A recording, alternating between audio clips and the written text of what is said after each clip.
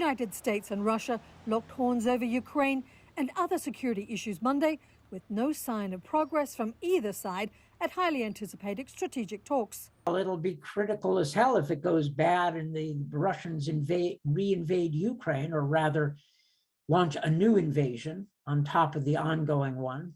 With both sides dug in on their positions, Deputy Foreign Minister Sergei Rybkov insisted Russia had no intention to invade Ukraine, while his counterpart, Wendy Sherman, insisted we will do what we must to deter Russia from taking any action that would be untoward toward Ukraine, and that should they do so, there will be enormous costs.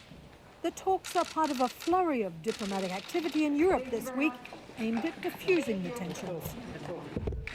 I think the way we measure success is if there's an agreement to meet again. Neither party characterized the meeting as a complete failure, but neither did they offer any easing of the increasingly worrisome standoff over Russia's military buildup on its border with Ukraine that the West sees as a fundamental threat to European security. Nor was there any indication of movement on other matters that have vexed the US-Russia relationship.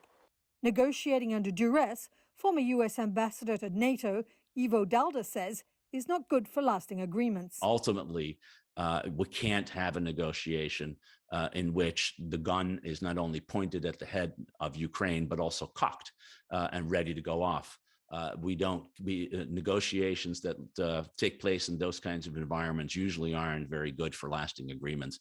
The Monday meeting was part of strategic security dialogue talks on arms control and other broad issues launched by Russian President Vladimir Putin and US President Joe Biden.